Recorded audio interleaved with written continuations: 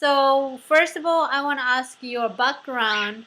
So you're talking to the student who is in the 6,000 of introduction counseling class, Mm-hmm. and I think they can get a lot of the benefit to hear directly from you, about, especially about your experience of being a TCK. So let's start from your background. Okay. Um, so,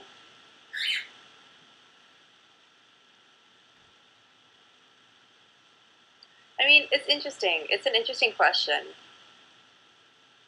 like what your background is, because I think in America, when people say that, usually they mean like, oh, well, where are your parents from? You know, what's your parents' nationality or race or whatever. So I'll start with that, and then I'll get into why it's a bit more complicated. Mm-hmm. So my mom is white American. She was born in Vermont, grew up in South Carolina. Um, like white, like goes back to Mm-hmm. like my ancestors signed the Declaration of Independence. Actually, fun fact. And my dad is he's half Korean, half Japanese, but his mother is Japanese instead of his father. And back when he was born, your father had to be Japanese Mm-hmm. in order to get Japanese citizenship. And since his father was Korean, he wasn't eligible for Japanese citizenship. Mm-hmm. So instead, he had Korean citizenship. But because of the relationships between Korea and Japan, Koreans who are born in Japan kind of receive a second-rate citizenship. It's a different type of citizenship mm-hmm. than Koreans in Korea. Um, so he was born and raised in Tokyo, and then came to the States for college. But then once he got to the States, he wanted to go renew his passport so that he could go back and visit Japan. And the Korean embassy refused to renew his passport because they're like, you're not Korean. You were raised in Japan your whole life. Like, why, you don't even really speak that much Korean. You're not planning on living in Korea. Why should we give you a Korean passport, So he naturalized, got American citizenship, and he and my mom got married. And a few years later, they moved back to Tokyo, where my dad grew up. And so I was born in Tokyo. I lived there for my first 3 years, and I spoke Japanese, which is interesting because my mom would speak to me in English, but I would respond in Japanese, mm-hmm. which is, of course, very rare for your mother tongue not to be your first language.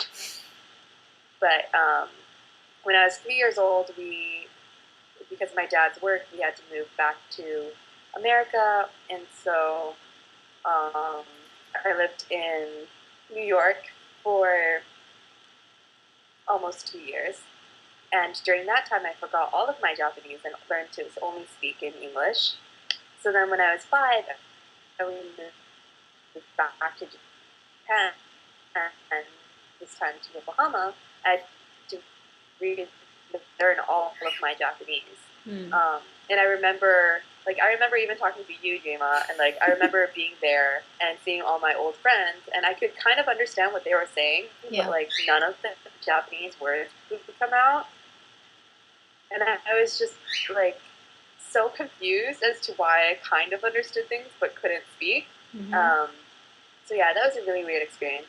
I was homeschooled until I was 9 years old, and then I started attending an all-girls Catholic international school, yeah. From which I graduated in 2008.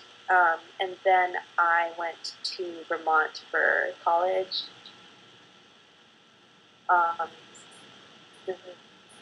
Then I've moved around a bit, but I've been in New York for the last year, mm-hmm. and I'm planning to be for a little while longer, at least.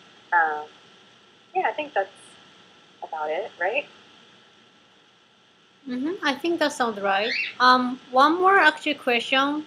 Would you mind to explain us a little bit about international school? Oh, yeah. That's something, I guess. So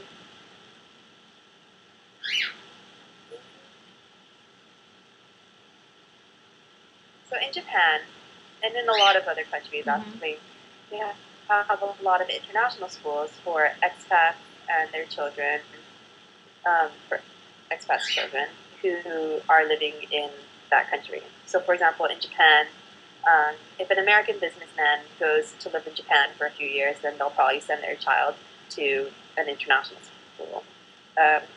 Granted, I mean, there are some schools that are specifically for specific countries.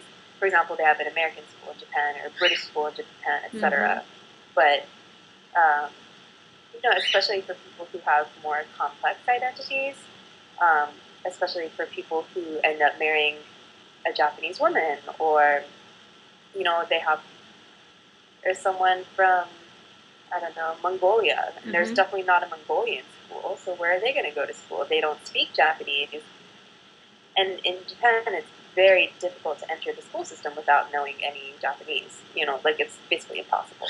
So, the international school system is it's taught in English, but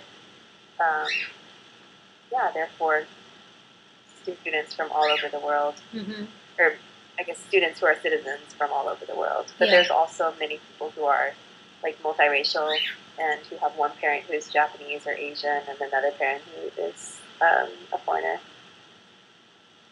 Yeah. The whole school itself is very diverse. Yes.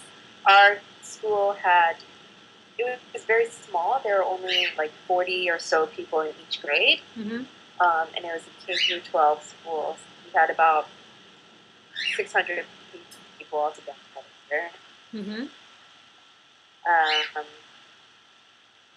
And yet there were about 63 different countries represented. 63 countries? Yeah. That's quite a lot. So another question which actually leads me to is, so do you, as a being, growing up in the really international environment and, really diverse lifestyle, wondering what have you been struggling the most as being adult third culture kids, or if you consider yourself a third culture kid, of course, but what do you think? I think for third culture kids, that process of finding a place for yourself, not constantly being labeled as an other, is very difficult. And I know that was one of those things for me, and it's still a very difficult thing for me, is constantly feeling like I'm never gonna be one of them. So it's a kind of difficulty to find identity or belonging? Yeah. Very much so. Like I feel like I only ever belong to the misfits.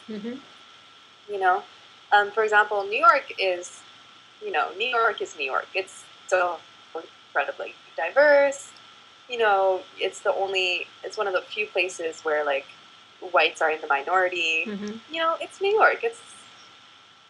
Everyone knows about New York. Yes. But even here, it's so segregated. And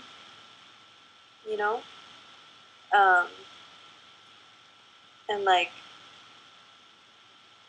Japanese people hang out with Japanese people, Korean people hang out with Korean people, and American people hang out with American people. And there's some more integration between like Europeans and Americans, but of course there is because they're white, straight up.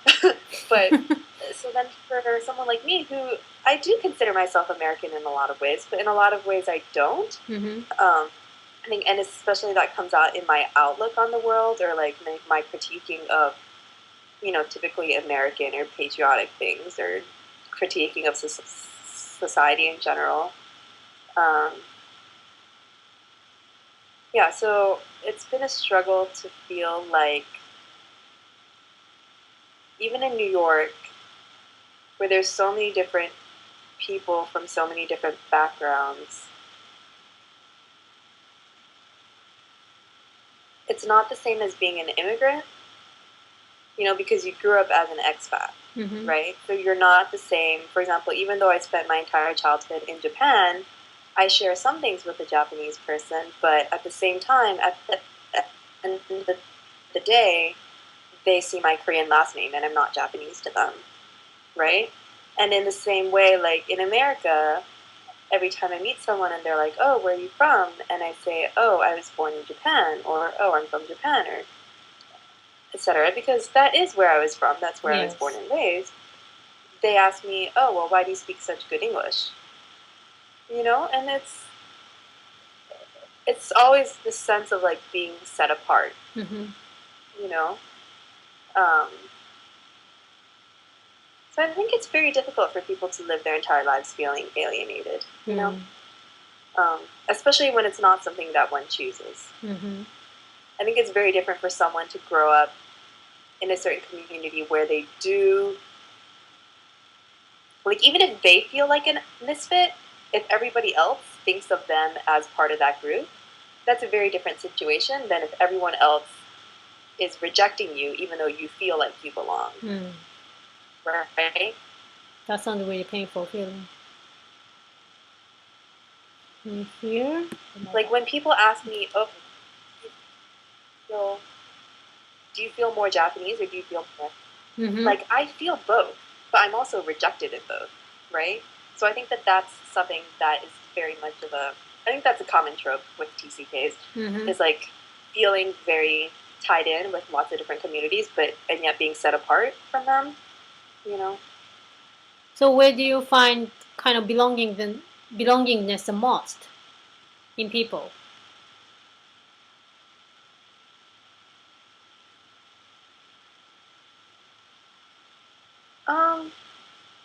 That's a hard question. Yeah.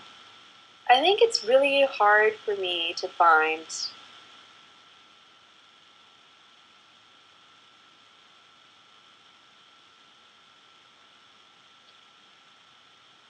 connections or a full sense of acceptance from people who don't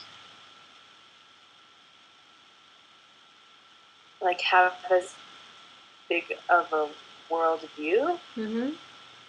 you know? Um, and not to say that they have to have traveled the world or that they have to have been to Japan and Korea and America, but um, people who are open to that, Mm-hmm. who are open to the fact that there are actually completely different ways of thinking about things and completely different sets of premises upon which people build their Mm-hmm. lives. Like even the concept that like it's very difficult to talk to someone when um, they take for granted a lot of things that you don't, you know, not just in terms of privilege, but just like they're thinking in this box, Mm-hmm. and you're thinking in this box, but also this box and also this box, So being right? So to see that categorized. not world isn't just in this box and Yeah. it's in this like lot Wow. bigger of a box, right? That's really true. And you can't make someone see this other Mm-hmm. box if they don't think that there's anything outside of this box, right? If they live in this box but they know that there's more outside of it, then it's a lot easier to introduce them to other things outside. But that's not something that you can really force. Mm-hmm. I think that that's just something that is like, an outlook of that individual person. Mm. So I think open mindedness is, I think most of my closest friends and relationships have been with people who are more open minded. Um, and that isn't in any way trying to like belittle them or to say that I know everything or anything like that at Mm-hmm. all. Of course. But I do think that like I have at least two very different philosophies and cultures in my mind, Mm. informing my decisions, informing my belief system, informing my values, informing my sense of what's normal or what is right. And I think those kinds of things are very difficult um, to really pinpoint because like people's sense of right and wrong is so culturally ingrained, and yet we don't necessarily recognize that. Mm-hmm. Right? We're so righteous in our own culture that I think it's very difficult for us to see that that's not necessarily a universal truth, right? And I think that there definitely are some things that are universal truths.